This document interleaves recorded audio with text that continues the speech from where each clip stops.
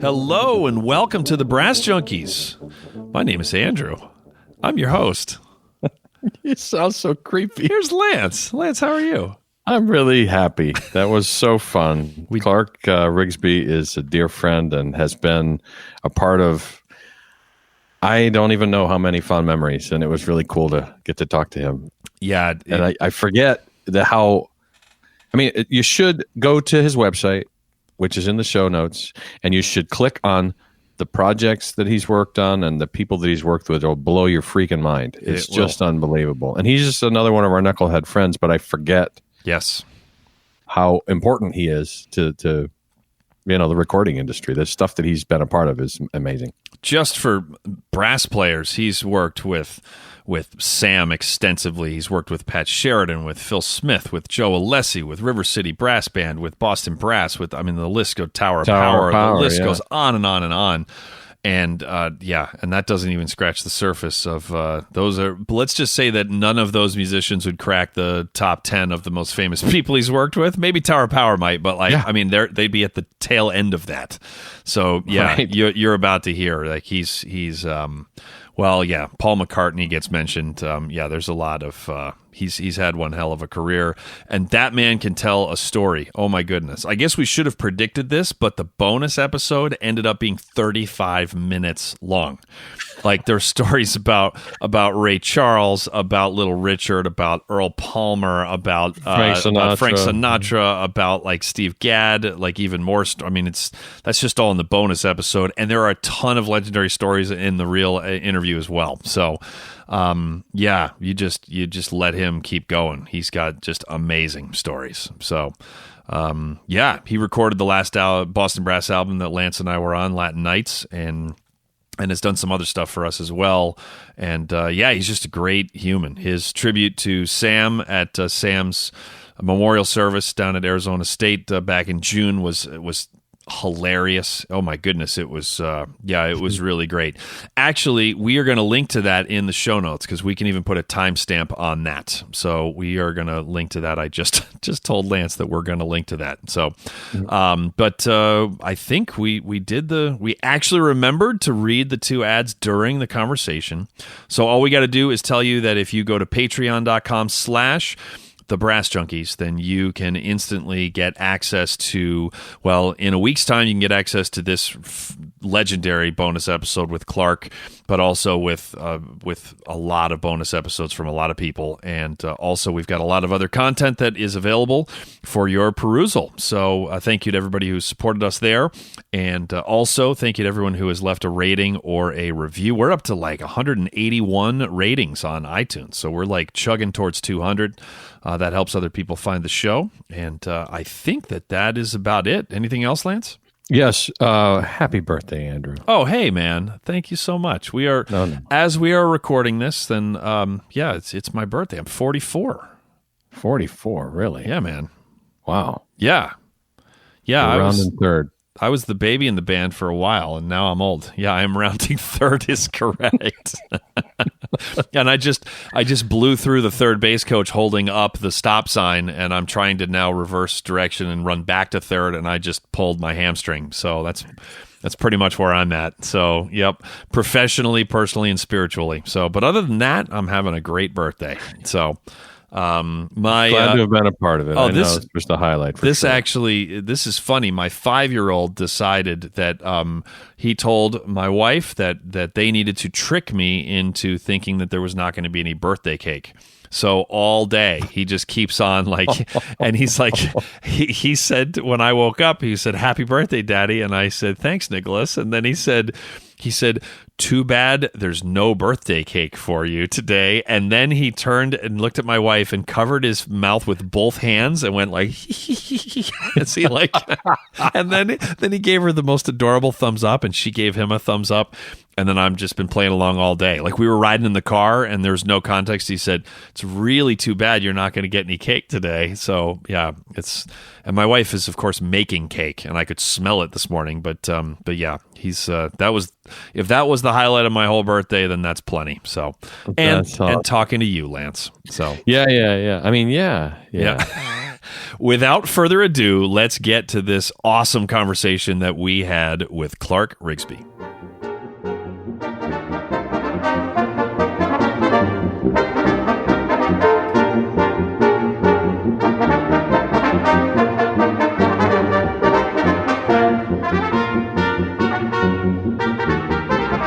And today on the Brass Junkies, we are joined by a recording legend. He actually is a legend. He is a legend. Clarke, you're not supposed to nod yes to that. Oh. You're supposed to be like, no. Feign humble. Yeah, exactly. And he's actually he's sitting in front of a giant like bookcase that's filled with books, and we both immediately were like, "You've never read any of those." And whose house did you break into? Our guest today is Clarke Rigsby. Clarke, how are you? I'm doing well. Great to see you guys. Wow, you sound sincere there. It's really sincere.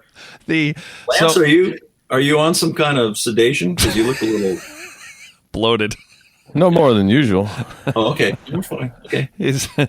I just want to nod off. Let me know. Slow down some. Wait, what? Yeah.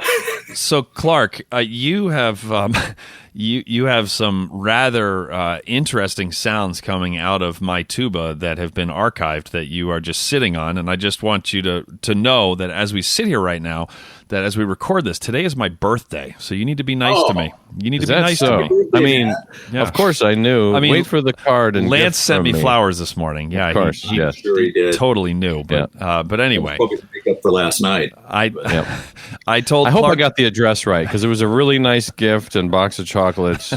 You're still in Zillionopol, aren't you? Yeah, absolutely. If you leave a box of chocolates on the steps in D.C. in the summer, they'll melt within 3 minutes. So yeah, I hope they ring the doorbell.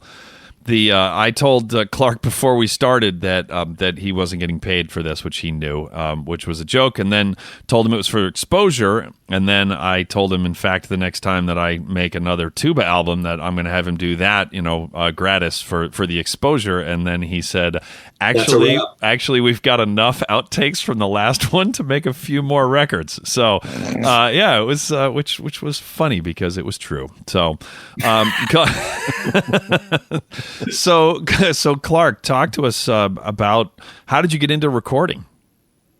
Well, just basic ignorance. I was a musician first. I grew up in LA, and I never really liked performing. I was playing in bands, and I did that till I was in my 30s, really. But to make a living and get through school. But when I was 16, I went to a studio in Hollywood. And it was a demo place where a lot of people cut demos and stuff. And I had that experience. I was 16 or 17 probably. And, and I thought, man, this is the perfect place because there's no civilians. It's all musicians. And it's just about the music. It's not about selling booze or, getting laid or whatever else goes on out there in the clubs. And so that just resonated with me greatly. And so I spent a lot of time trying to figure out how to make that transition. And of course, I got to Phoenix to finish grad school, and I put myself through school by doing a singles. I was playing guitar and kicking bass pedals, and, nobody was doing that stuff here. So I always worked 5-6 nights a week. But again, I just never liked performing. And sometime probably I built this studio in 81, so I was able to make the transition. So I made enough to quit doing that stuff up around that time, maybe 83, 84, something like that. But so then it's just, I had every intention of going back to LA because the guys I grew up with, some of them were in really big bands at that time. This was the early 80s. And one friend of mine was in Crosby, Stills and Nash, and I'd go back there and hang out. And it was so cocaine driven, so drug driven in those days that I just thought, if I go back there, I'm going to die. It's just, and it was kind of dark, I mean, it was a whole weird thing that happened while I was kind of gone. And so, I just decided, you know what, I'm cool here. Whatever happens, happens. And it's kind of, when I think about it, it's kind of amazing what's happened in my little place. But, that's basically my story. So, Clarke, I've been to your studio a number of times, the studio behind your house. Now, is that the studio that you mentioned building, or was there a different place that you built initially? Yeah, I had two places that were just rooms basically in my house. And, but I had every intention of getting a larger place where there was some land, and grew up in LA. When I came to Phoenix, I couldn't believe how much land there was at every house in Phoenix. Mm-hmm. So I found this place in Tempe that was 1 block north of where I lived, and it had been a student rental for years. It was completely trashed, and it had a little 1-bedroom apartment on the back, which was illegal. So the landowner was having problems, and so I thought it was perfect, So I bought that, and those 2 rooms I turned into what is now the control room and the drum room oftentimes. And then I built the big room in the back that goes down 4.5 feet. So there's some air in the room, So, but yeah. How did you know how to do that? I didn't. I just, well, here's what it looks like. And I read a bunch of books. You can see sometimes I can read. And so I read tons of books, which in those days there wasn't that much information out there. But, there's some things that are obvious, So that was basically it, But I mean, there's a lot of mistakes in there. I wish I would have done several things differently, But it's once you start working and it's functional, it's hard to stop and go back and redo something, And then how long until you built the bigger room? It was probably 2 years, because I was dealing with the city and I was trying to do it right. My dad was a builder; he was alive then, and so my dad he says, "Yeah, I'll help you do this, but we're going to build a room on the back of the house first." I'm like, "I don't care about the room in the house." He says, "Well, we're not doing it then." And I said, "Okay, I like that room on the house thing." Thank God we did, because that's the room we live in. It's where the patio is. You guys know that. Right. Shut up and listen to your dad, Clarke. Yeah, absolutely. So but before I bought the house, I drew up these plans and I took it to the city and I said, "Listen, if I buy this is what I want to do. Is this cool?" Yeah, absolutely, no problem. So we get the permits, do the room in the back of the house. I take the plans back to the studio to the city, and they go, "Oh, no, that's too big for the neighborhood. You can't do that." And, of course, immediately freaked out. And I called the backhoe, and I said, "Come in, we're digging it out." So I did, and we put up the wall. And, of course, I got busted. I'm out there. It's not like I could deny it. I had a shovel filling up the footers, and so it took literally a year fighting with the city to get it done, but So how is it zoned? What's the zoning? It's residential. And my place is not a commercial studio. It's a studio where I'm a producer, engineer, and it's just I only do stuff I want to do, and it's not like I advertise. I've never advertised. So it's really a private facility. I see. So if you've been here, you're lucky. That's what I'm saying. Apparently. Yeah. I've known that many times. I mean, we did pay you to get to go in, but that's right. I forgot. I've never felt so lucky writing someone a check before. Yeah, it's like. Well, I want to. I still want to. We definitely should talk about brass stuff at some point. But before we do that, I want to ask you about one picture that I have sort of indelibly burned that's in your studio on my memory, and that's with you and Paul McCartney on the top of a bus. Mm-hmm.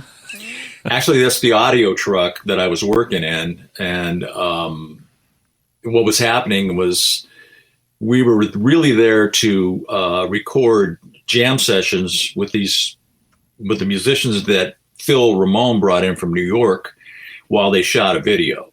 Whoa. And that was the point of that.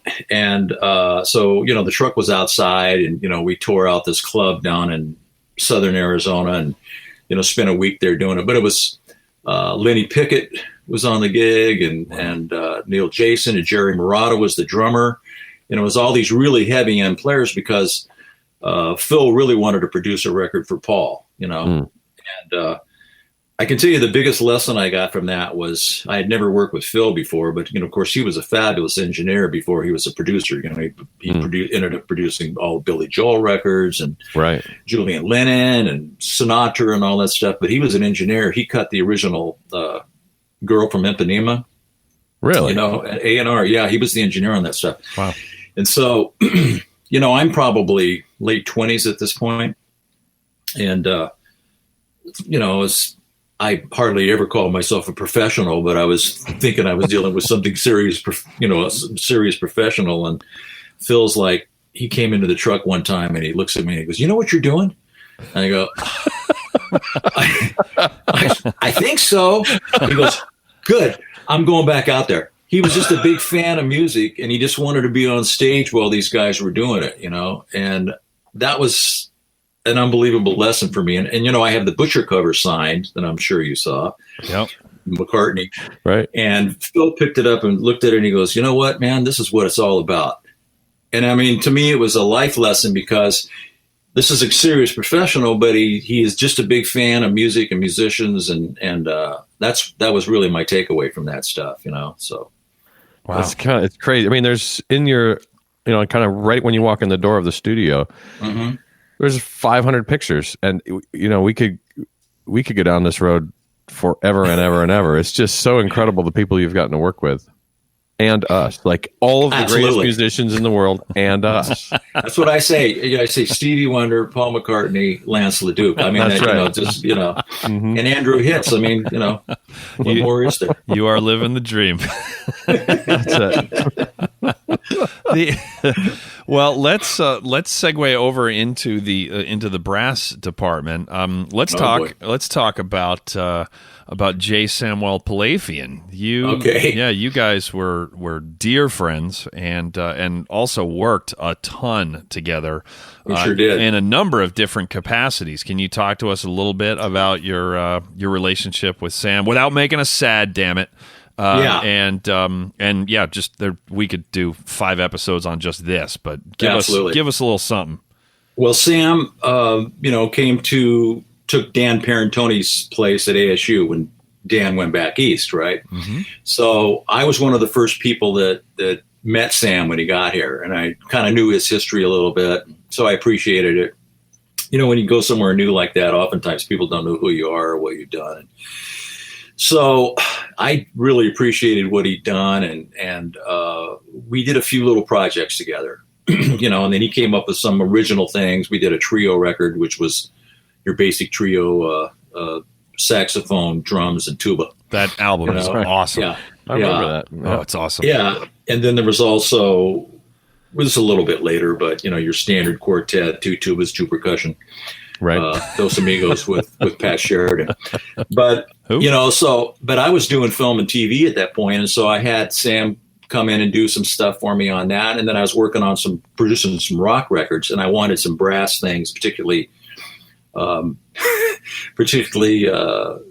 French horn. He wrote some stuff for me for a couple of things, which I loved, and it was one of those moments when I was working with Sam. There was 2 bridges where he'd written this French horn thing, and this is kind of unusual. There was 2 bridges, but anyway, I said, "Sam, how come there's so much movement on the second bridge and not in the first?" He goes, "It's called development." I go, "It's freaking rock and roll, man."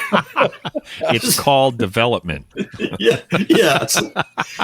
So, we pretty soon we found out that there was really no music that was off limits. We could do a bunch of stuff together. And Sam was a big promoter of whoever he was working with, as you guys know, So we just started doing stuff together and it really worked out well, So 20-something years of that, Right.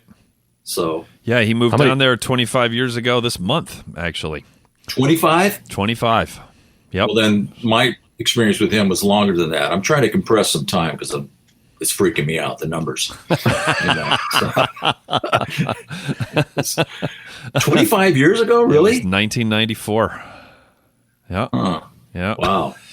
That's frightening, man. Yeah, man. You need a minute? You need it? I do. Yeah, it was like 25 years ago this week, actually. Clarke down. Yeah. There you go. Wow. Yeah, man. Yeah, that's the famous I Gucci sessions, as I recall. True. You've told that story fondly on here before. Yeah. And then the Steve Gadd session, of course, with you guys. Which is How fun was that? great. Steve's great. Then you went on to do a bunch more stuff with Steve, right? He had am I right that he had just come to town when we did that? I think he'd been there a couple of years, but I did a jazz record with him and Joey DiFrancesco, and Steve's pretty non-technical. He's just now starting to text, and so he goes, man, he says, when I'm home, I get all this stuff. People send me stuff from all over the world and want me to record it. Can you do that? And I go, of course, man. I go, do you want me to put a little studio in your house? Because that's the way guys do it. They have a little studio. And he goes, no, I don't want that shit at my house. He's like, I want this shit at your house. Yeah, exactly. He says, besides that, he says, I like to come and hang, Yeah, so there you go. That was, that's been really one of those things that you didn't see coming, so we've done lots and lots of stuff together. And I love Steve. He's an unbelievable guy and great musician, so. He was so I'll cool. Just never forget the session with him. Yeah, it was really fun, and he loved that. By the way, man, just watching him work. I was just telling him, don't screw up, don't screw up. I was just I was so awestruck. Yeah, the words going through my head were, don't screw up. That's Steve fucking Gadd over there. Like that was like on a loop. And I think I've shared it on the podcast or a bonus episode before, but the story of how he came to be on our session was that that Boston Brass and Clarke and Sam and Diane, we were out at lunch. I think it was a Thai restaurant. That's correct. And you mentioned that this was before our recording session for that day because we were doing it in the evening for traffic noises and whatever. And you said, Sam, that Steve Gadd had just moved to Phoenix, and I think it was JD that was like, "Oh, we should get him to play on our album." And we all laughed because, sure, yeah, we'll just get Steve, the greatest drummer in the world, to play on our brass quintet album. And then you were the only one not laughing, and you were like, do you want me to call him? You're like, and I'm like, well, you have his phone number? I was like, and then I'm like, of course you have his phone number. I mean, but I was like, we're like, yeah. And then you called, and then you came back, and you're like, it'll be $2,000. We were like, oh yeah, that was the fastest vote ever. I think that might have been the last unanimous vote that Boston Brass ever took. I was like, absolutely. And then it was like, he'll be there tomorrow. And then when he showed up, we've all been trapped before by somebody who's really excited and is just like rifling off questions, at conferences or after a show or whatever. And I realized in a rare moment of like self-awareness that I was like grilling him when he got there because he's so friendly. And I was like, it was like 5 minutes rapid fire. And then all of a sudden I was like, I'm so sorry, man. I was like, I'm interviewing you. I was like, I need to give you a little like space to breathe. And then he just totally nodded. He goes, nah, kid, you're asking me interesting shit. You can keep going. And I was like, okay, dude. And then I gave, it was like another 5-10 minutes. And then he was like, yeah, this is going to be fun. I was like, yeah, he was so gracious. Yeah. He's an awesome guy. I mean, for someone that's done as much stuff as him, and he's, I won't say he's egoless, but he's just very humble. And, I'll tell you a good story about Steve if you want to hear one too. You guys will probably remember Coleman Mellett and Jerry Niewood from Chuck Mangione's band died in a plane crash in Buffalo. This has probably been 12, 15 years ago, maybe something. But that's where Steve's from. And he grew up. He went to grade school with Jerry. That's how long ago it is. So one day I get a call from somebody in New York, a keyboard player, and he says, "Hey man, we're going to finish Coleman's record that he was working on at home." And Steve said, "If you'll do it, he'll come and play." And I said, "Yeah, man, of course." So,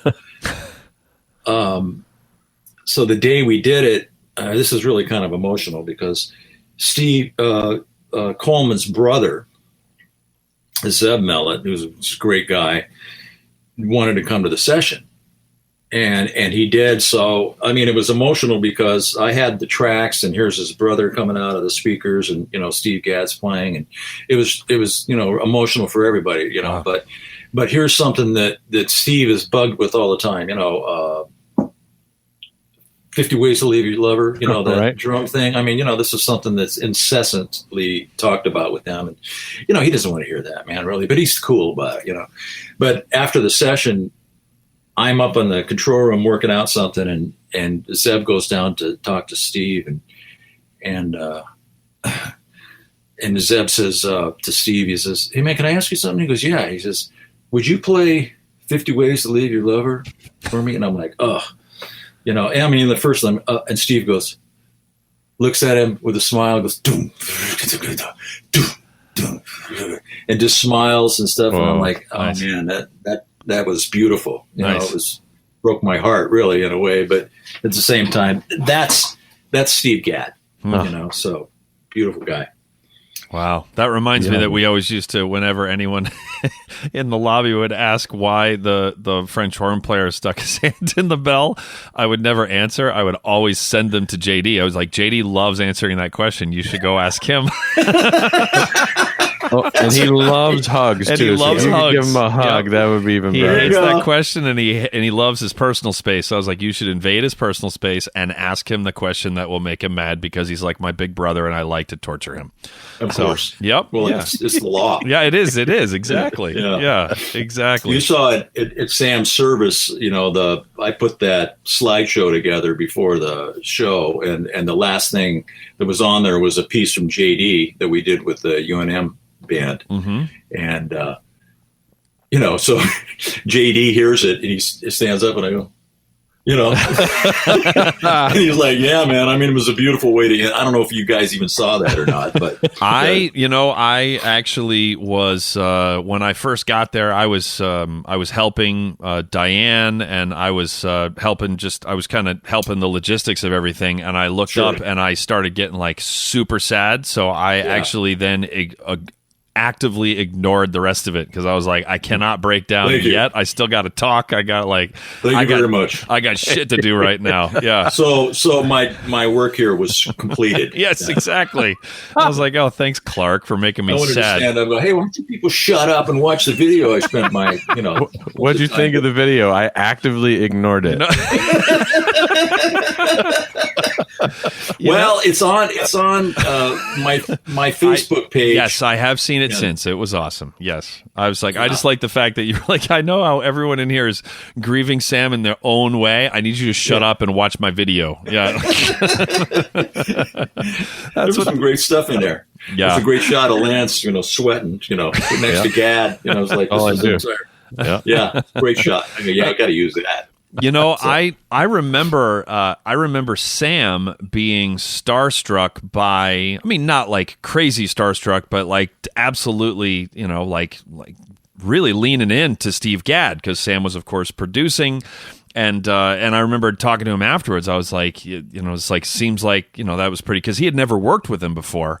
Right. And that was, like, he's worked with everybody. So if you say a name, if it had been decades since I was surprised when Sam had said, oh yeah, I worked with fill in the blank, and I was surprised by anything. It's like of course you have a picture with Paul McCartney standing on top of a bus. It's like, because that's, I'm not surprised by that. But like, and then Sam was like, oh yeah, he was like, he's the hit maker, that's what he called him, the hit maker. And then he said, just watching him, because the way that the two tracks that we did for him went down was, I think he got the trumpet part, like the lead trumpet part for each chart. Mm-hmm. And then he had us play the chart down when he was up in the drum room when we couldn't hear anything. And then he had us play the chart. And then he asked for like 5 or 10 minutes. And we were like, hey, you can take whatever you want. And then he was like scribbling some notes down. And then he said, can you run it one more time? And then we ran it again, and we could hear him. But he was like, he'd try something for like a measure, which sounded like perfect, but then he would stop because it wasn't yet Steve Gadd good, like in his mind. And then he'd like write some more, and then all of a sudden, like 7 bars later, he'd jump in for another 2 and then and then be like, okay, I'm good. And we're like, okay. And then the third time down, it was like, and there's the what's going on the record. It was like, holy shit. Yeah. It was that was wild, man. I mean, not to say too nice things about you, but like you are as good as it gets as a recording engineer. Sam is as good as it gets as a producer. Steve Gadd is as good as it gets as a drummer. And it's like watching the three of you up there in those two rooms. It was like, yeah, this is not the worst day of my career. Yeah. You know what? I mean, that's what it's all about, man. Everybody operating at the best level they can and you know, elevating it, you know, and Sam was great at that, you know, so, but, you know, Sam and Steve, you know, knew a lot of the same people because of the New York connection, you know, so there was a lot of that, but he loved that session, by the way, you know, cool. He's mentioned that to me several times, you know, so there you go. You know, talking about, I did a session with him not too long ago, then we'll go back to Sam, but a friend of mine in LA came over and he had the chart to Asia, the guitar player. Denny Diaz played the solo on it, you know, and of course Wayne Shorter played on that, you know, the Steely Dan tune. And it's famous stories about Steve being, you know, that was the first or second take, unheard of with Steely Dan, of course, right? And that's another thing he's asked about all the time. And it took a long time for me to ask him about those things because, you know, I wanted to feel comfortable. And, but he, you know, again, deflecting, he goes, your first take on that, man? He goes, you know, those cats have been playing that tune for like days, you know, blah, blah, blah. You know, they're all really good players. Yeah. Was it your first take? And he, you know, man, but you know, when I went in there, man, it was so together. And I'm like, dude, was it your first take? He goes, I don't know, first or second. Yeah, probably. You know? But the funny thing is this friend of mine that came to put Steve on this project, brought this chart, and the chart's like 8 pages long, you know, so I'll send you guys a picture of him looking at it because I can remember him pulling it out and looking at it, looks down, then he looks at me and he goes, I don't remember any of this shit. And that's Gadd, man, you know. So I always, I don't know if you guys ever saw the Paul Simon movie, One Trick Pony, but Steve was in that, you know, and, so I always called him by that name, but classic stuff. But yeah, Sam and Steve had a lot in common, and they met on other occasions too here. And you know, because they knew a lot of the same people in New York, you know. So sure, it was fun, man. So how did you get into work? Was it because of Sam largely that you started doing all the brass stuff that you've done? Absolutely. I mean, you know, I did a lot of stuff with ASU, you know, and people who were over there. But Sam was such a creative force that things started to come together, you know. And then really, I think when people saw us starting to go out of town, and, you know, of course, we went to Pittsburgh and did a couple of records with River City Brass, which you were involved in. And just about every other year or so, we would go to University of New Mexico with Eric Rombach Kendall and do, you know, a record with those guys. And they would bring in Joe Alessi or Phil Smith, or, you know, some heavy hitter soloist. And he saw it the way we saw it, which was recording is really an educational process if you handle it right, you know. So, you know, if you come in here and you have to face what you do well and what you don't do well. And Sam gave me credit for this, which was true, because there's an amateur group here, brass group, that wanted me to do a record. And I go, why don't you come and produce this, man? Let's do it together. Nah, man, I don't want to deal with that amateur shit, you know? And then I gave him my whole, he goes, there's too much pathology involved in that. And I'm like, oh, man. You know? So anyway, I eventually talked him into it, and I said, you know, this is the point of what we're doing. Is an educational thing, you know? I mean, you get better, as you guys know, every time you go through that process, even if it's painful, particularly if it's painful. And so then that became a kind of our MO, you know? So Eric up at University of New Mexico really locked into that, and he would really have these guys ready. And by the time we got there, it was like, you know, it was so primed. And then somebody like Alessi comes in, and it's spectacular, you know, and we had so much fun doing that. And Phil Smith came too. And, you know, so it just kind of went from there, you know. And then we went to Ohio and did some records like World Saxophone Quartet. And stuff like that, that's a whole nother story. But did I drive over and see you guys? I don't know. I think I might have. I don't know. We were eating a lot of White Castles at that point, so gut bottom, yeah. That's right. Yeah. mercy. Well, I want to ask you about. There's some pretty funny stories from the River City recordings, including your 50th birthday and going to Rizzo's. But before we do that, I want to talk about Pittsburgh's own Mary Papert School of Music. Look at that segue. At Duquesne University. Holy crap! How about that? That was like impressive. A professional. Not bad, right? Yeah. You can find out about all the programs that are going on at the Papert School by clicking on the link in the show notes below. And you'll be taken to a page designed just for listeners of How do you spell Junkies. that? THA. Anyway, the sponsorship is largely due to the efforts of one beautiful human being. His name is Jim. I paint my toenails every week. Nova. Wow. Yeah, man. Yeah. So, thanks, Jim. And let us know what color. Actually, if you want, you can. We should start a poll on the Facebook page, guessing what color Jim is painting his nails this week. So, I'll get right on that. Oh, I'm sure. Yeah, hold your breath, people. So, Clarke and Sam came out to produce and engineer a couple of projects, as you mentioned, for the River City Brass Band. I was a member of that organization during that time. Dennis Caldwell, who's now my boss at Carnegie Mellon, was the conductor of that band. And we had a ridiculously fun time. We really did. I remember we picked you guys up at the airport, and it had been some time since you had been east, and it was in the fall, if memory serves. It was very green and lush, and you guys were out of your minds at how green everything was because you're from the land of brown, off brown, we live in a freaking desert, man. That's right. It's like it's just various shades of tan. You're like, look at all the green. There's green everywhere. Like, stop the car. Yeah. Well, it's not a rainforest there. I mean, like what? Yeah, but when you don't see green, it's amazing. That and one time we went to outside of Philadelphia to do a record, but and I thought, it's the beginning of summer. It's like April, and it was like 20-something degrees, and I'm like, I got off the plane and that cold hit my legs. I had a jacket, but I didn't forgot about my legs. I'm like, oh my God. So anyway. So we go to, I remember going after the recording session was done. I don't remember which album that was. We go to this place called Rizzo's, which was a really, really good Italian restaurant. Polished brass. It was. Yeah. And pretty much the whole band was there, I think. Yes, we took over the whole place. Yeah. And was that your birthday? It was my actual birthday, 50th birthday.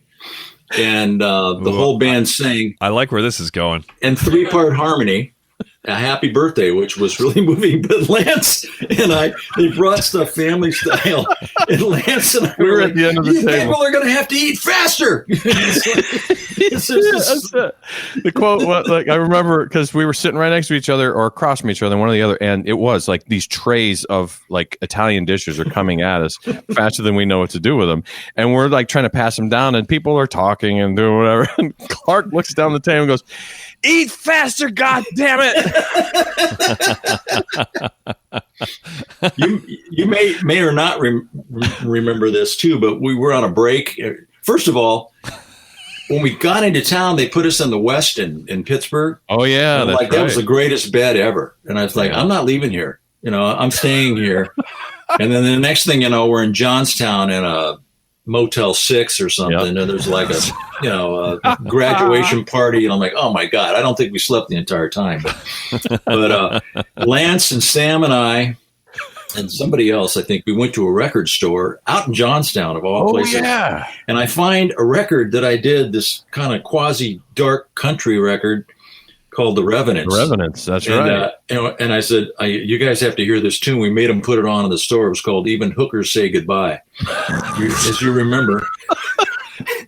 I'm like, that goes to show you, you just don't know where recordings are going to go, right? You know?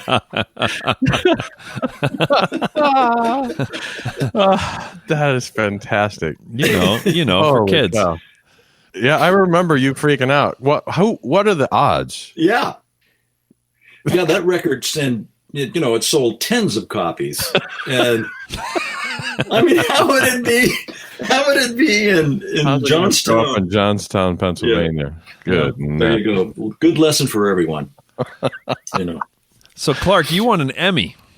I did. Talk about that. Oh, I did. Yeah. For Wildflowers, right?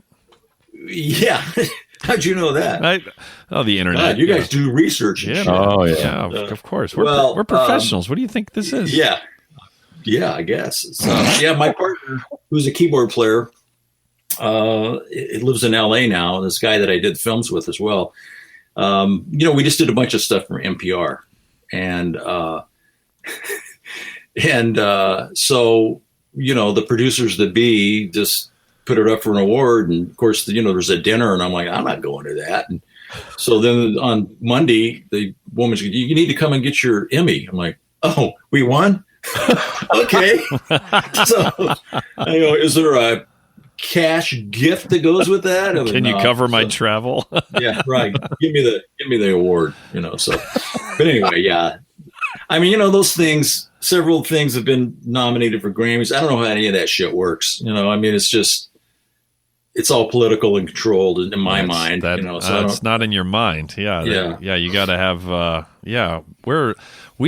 Lance and I are former. I'm guessing that Lance doesn't still pay this fee. Former voting members of the Academy. So yeah. I did it too. I mean, I get disgusted and not pay up for a few years. And, exactly. I'll tell you, I'm working on a project right now that I just see is deserving of this, and I'm doing a jazz record with Frankie Valli.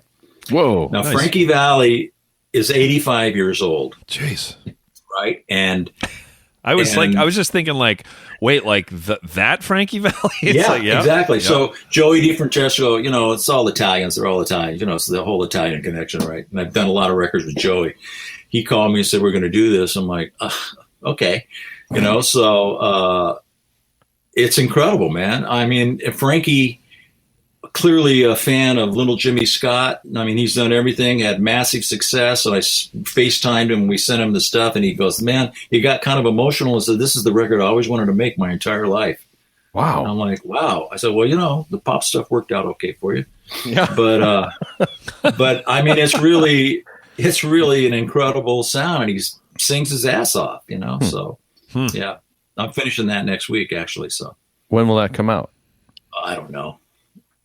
After I finish with it, I don't know what happens. He just eventually goes and gets the award. Yeah, that would be nice. Yeah. I mean, this is a man that's had all those kind of hits and done all kinds of stuff, and this never won a Grammy, as far as I know.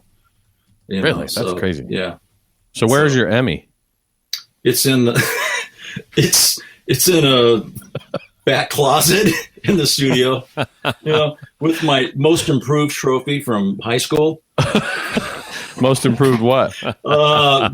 Baseball. I never played organized sports. In case you guys don't catch on, I'm not really much of an organized guy where, I want to be a part of teams. I mean, the great thing about recording is you're a part of this team for a week or 2 weeks or whatever. Then you can get rid of these motherfuckers, So, so yeah, it's back there with that award, which is, It's easy to get along with people when you just get new people every week. Absolutely. And then it came to my attention probably 35 years ago. I go, you know what? You can deal with anything for a day. Right. So, it's going to be different tomorrow, so. Stay in school, kids, and don't do drugs. Yeah. Yep. And just worry about tomorrow then. That's right. Only dopes use dope. Yeah. Okay. Get a haircut. So how did you start working with Tower Power? Well, that is an interesting story. Emilio Castillo I hope so. also moved to Phoenix. And when the Great Northridge earthquake happened, his wife said, "Yeah, that's enough of that." They lived in Northridge, so they moved over here. And these guys, some guys I knew, were getting ready to do a record. It was kind of a horn band, and I was not a fan of this particular local band. They said, "We want you to do this record, blah blah blah," and I said, "I'm not sure, guys." And well, Emilio's going to come and produce them. What? And this is probably maybe in the 80s or something. I said, what? And I said, yeah, I'm on board with that. So that's how we met. And he came in and worked with these guys, and he co-wrote 2 tracks with one of the guys, and we recorded those tracks and got on great. And how'd they land him? Well, he had moved to town. I think they just called him, man. He's another guy, great human being.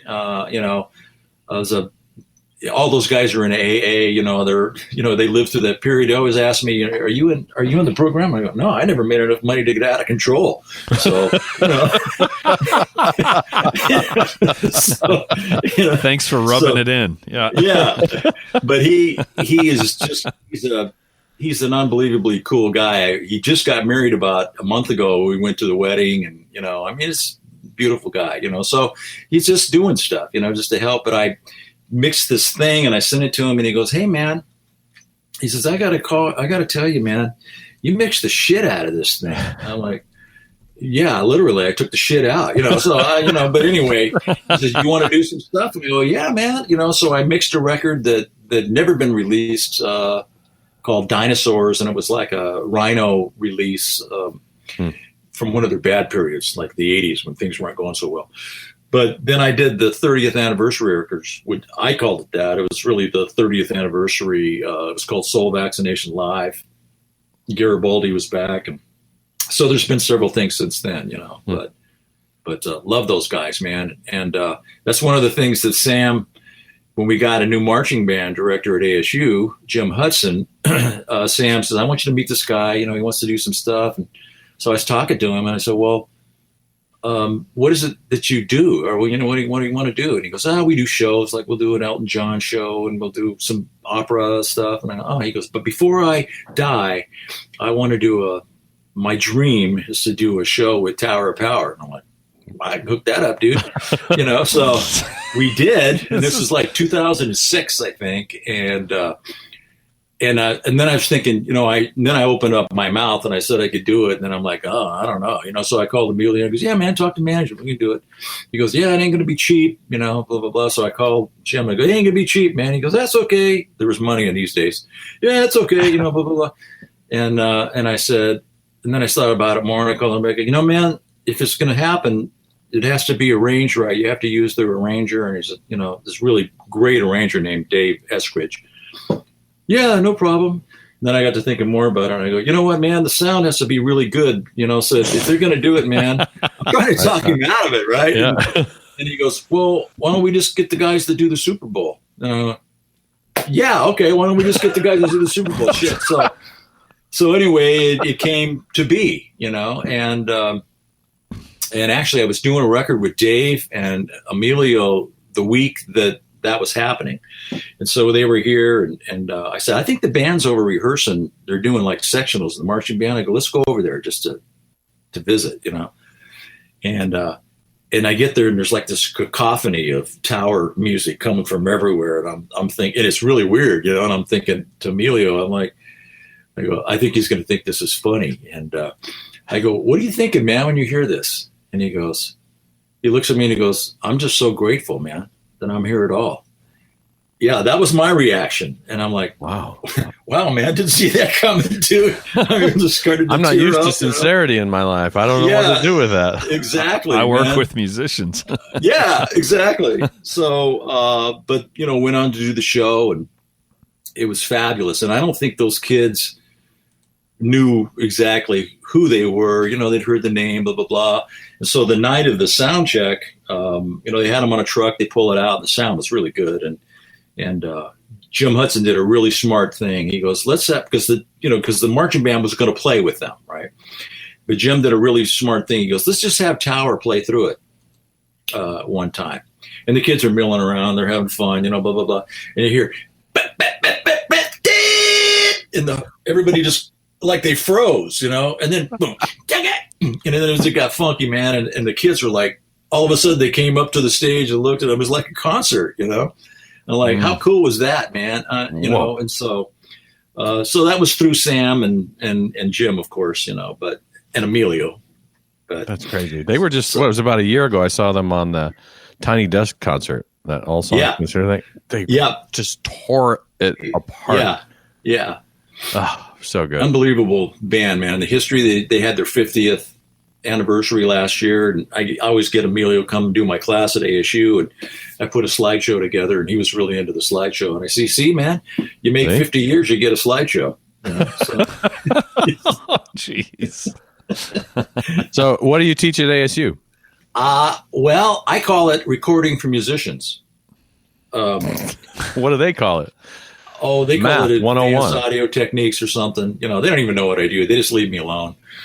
So I teach at night, and it's really is about recording for musicians. I mean, this is taking a musical approach to things, which is my way. I don't really care about the gear that much.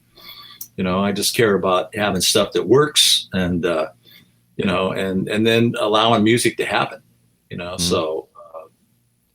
So yeah, I mean, you can get so esoteric about this stuff. And one of the things I hate to do is talk to engineers. I mean, it's just like, hey, the frequency response? No, I don't. You know what? I put this shit up because I know it works and it sounds good. Okay. But has the kind of, how long have you been teaching that? 30 something years, 31. And so 32. The world of our corner of the world's changed dramatically. What is there a way for you to kind of encapsulate that evolution, or what it looks like now versus how you got started?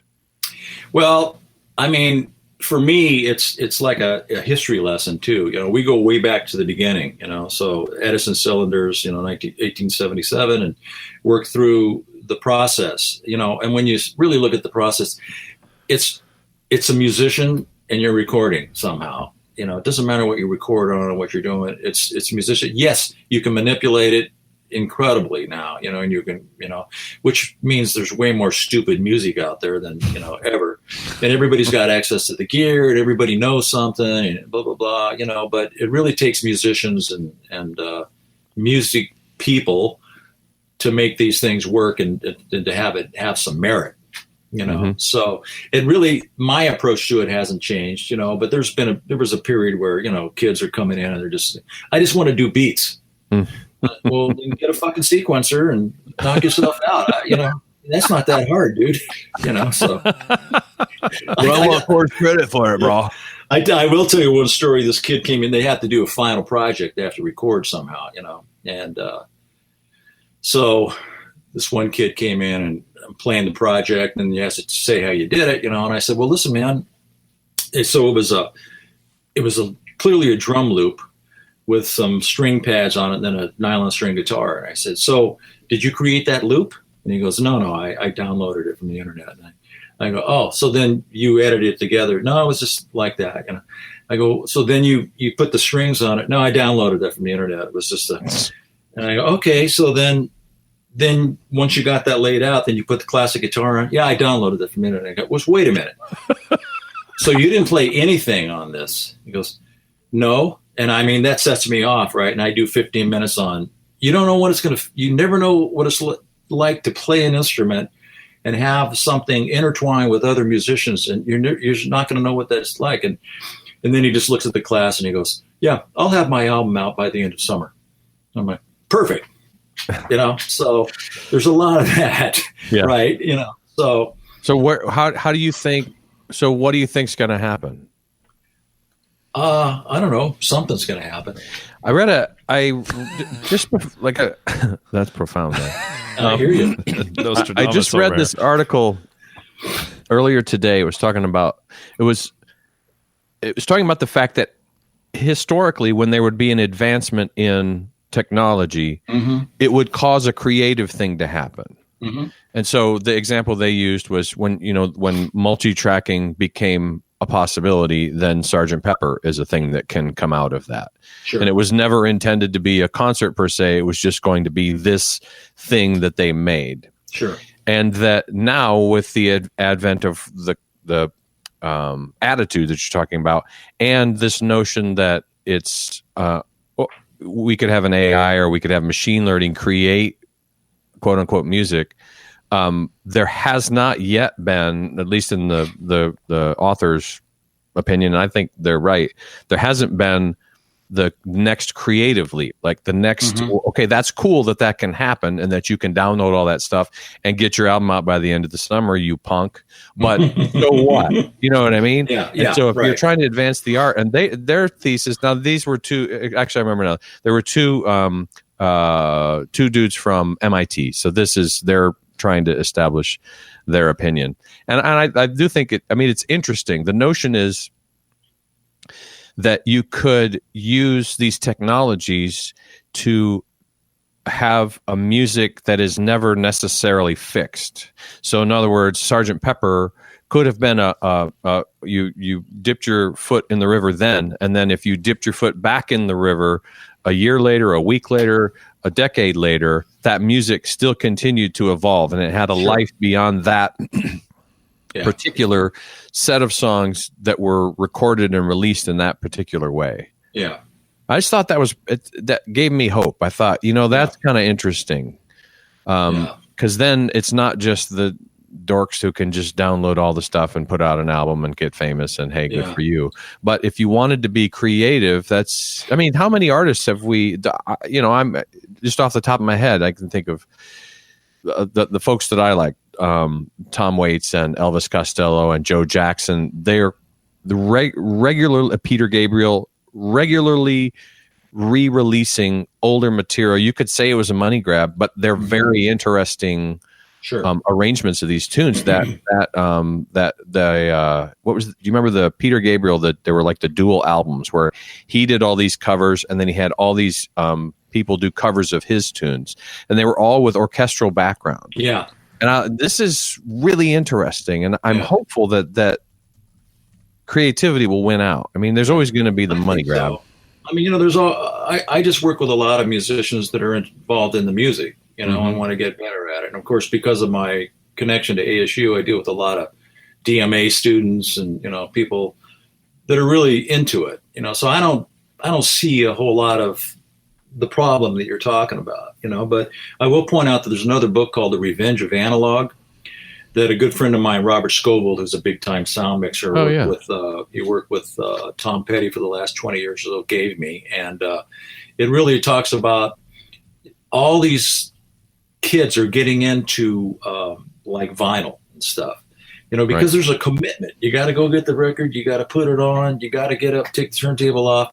And then there's a big resurgence of board games, and there's a big resurgence of paper and pens and pencils. And the book is Revenge of Analog. I thought it was great, and also very hopeful, in its conclusions. So that makes a lot of sense. I think that's exactly right. I mean, I think that's why you have craft coffee, craft beer, craft cookies, craft wallets. I mean, all of that stuff. There is an appreciation of the craftsmanship of that. You know what, man? I don't worry about the creativity. I see it every day. I'm not worried about it. And I'm not worried about musicians either, because there's plenty of people that are into it.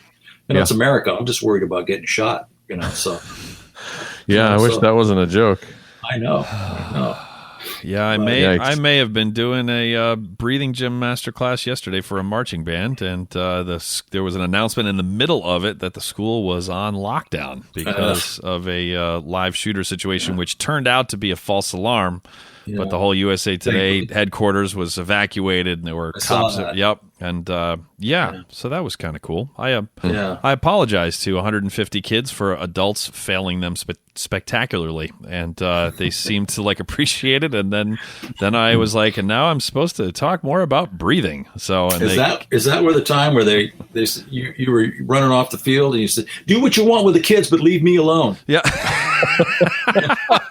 That is, yep. That's my signature. Well, actually, what's funny is that my knucklehead friend Peter Bothy, who Lance has spent some time with, who's just one of my jackass friends from Northwestern, but he is now the head of production for the television network in LA that covers the Dodgers and Lakers. Like the head of production, he's like a muckety muck, which is very funny to me. But he sent me an Instagram post, which was, I don't even know where it was, but there was a wild bison that all of a sudden charged a family that was like walking. Saw that. And the funny, there's two funny parts to it. One is that the bison takes a I'm going to hell. So it's Peter for sending me this. It flips this little girl in the air, and she was like a cat. She actually lands on feet down, which was But the funniest part was that there were two adults that were with her, and this all happens very quick. The two adults sprint out of the way as the bison charges, leaving this girl that looks like she's like 8 or 9 years old. And the first comment that had like 1,000 likes was like, "Who abandons a little girl as a bison charges?" It's like they're not even on the screen when the bison gets up there. So, well, that's America now. The learning curve is pretty deep. Yeah, you're dealing with wild animals, and presidents apparently. Yeah, there is. Yeah. So, anyway, speaking of craftsmanship and of creativity and all of that, we need to thank Parker Mouthpieces for providing the hosting for the Brass Junkies. Parker Mouthpieces offers fine, customizable component mouthpieces for horn, trombone, euphonium, and tuba, including the Andrew Hitz artist model tuba mouthpiece and the Lance LaDuke model euphonium mouthpiece. Whatever. You can find out more at parkermouthpieces.com or follow them on Facebook, Instagram, and Twitter. And if you have a tuba mouthpiece, but especially a Parker mouthpiece because they're designed to be aerodynamic, then if you are ever being charged by a bison, then rather than abandoning your little son or daughter, you can stand your ground, and depending on the state, you can stand your ground and you can throw the mouthpiece. You don't even have to hit them. If you just throw it near them, then they will always back down. There's a money-back guarantee. If it doesn't protect you from a bison charging, Parker will refund you your money. They're fascinated by component mouthpieces, and it's hard for them with the hooves to get the rim off from the cup, and so they're it'll slow them down. Yeah. Even though they're colorblind, it's the gold plating actually. There's something that just it neutralizes them completely. Absolutely. It's like going through the airport with Sam. He would just show them their mouthpiece and all right, pull it over. And I'd go right through. We're going to have to search this dude. I got so sick of getting stopped at airport security that I would just take my mouthpiece out and I would just put it in the bin right on top of my coat so that they at least wouldn't be rifling through my whole carry-on. Perfect. And one time at O'Hare Airport, there was a woman who had this confused, disgusted look on her face, and then she grabs the mouthpiece and she holds it up, and she just I don't even know if she said, "What is that?" She just looked at me answer to the "What is this? Explain yourself." And I said, "There's no explanation." And I said, "It gets better." I said, "It's a tuba mouthpiece," and she said, "Oh, you mean for a flute or something?" That's awesome. That is a direct quote. And I was about to, and I took it and I went, "Yes." Yes. And then she's like, "All right, fine. Have a nice day." And I'm walking away going I get you don't need to know whether a tuba is a string instrument but to not even know that a tuba and a flute are different instruments. It's also a part of America. Yeah. More ignorant about music than I've ever seen. But TSA. While you guys are doing endorsements, I would endorse your local newspapers for aspiring engineers because nothing soaks up the spooge that comes out of your instruments like newspaper. Spread it around deeply. There you go. If you put the New York Times down, it's there's kind of an air of of high class to it, or you can support the local papers, which are Some might argue even more important. So absolutely, the Washington Post, it just rolls right off, right onto the floor. Teflon Don. There we go. So this is going off the rails. It took longer than I thought it would. Me too. There was kind of like a cool story, and then like a semi-pertinent like follow-up question, and then another cool story, and then like.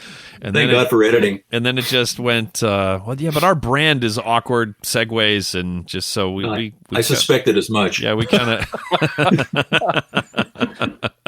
It would be fun if it wouldn't be time consuming for to make Clarke make like an alternate album for Latin Nights, like just like no problem. We use the drum machine rather than Steve. That's right. Yep. There you go. Yep. Yeah. Whatever.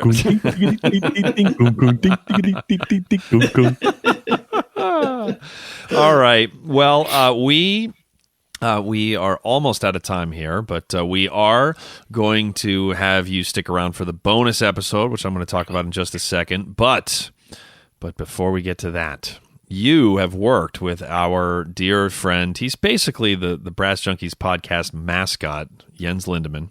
Who? And he's the mascot, but without a suit. But he has been undergoing some chop problems for a very long time, and you as a great recording engineer, producer, like all that, like your job at times is to not only get the best out of people in front of you musically, but also on a human level, because recording can be stressful, and it can sometimes get a little tense. So no, I had hair when I started. Yeah, right. It's like he had hair when we started Latin Nights, and then by the end of the 5, it was like, damn, it was 5 days. It all disappeared. I didn't think we sounded that bad, but but anyway. So what advice would you give to Jens Lindemann in this desperate time of need? Well, if you're something wrong with your chops, you can always sharpen the blade. So I don't really see what the mystery is. So this is just an issue of a blade sharpening situation. Yes, apparently. He's a better butcher. I like.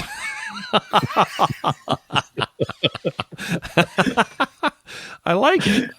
That was short and sweet. I expected that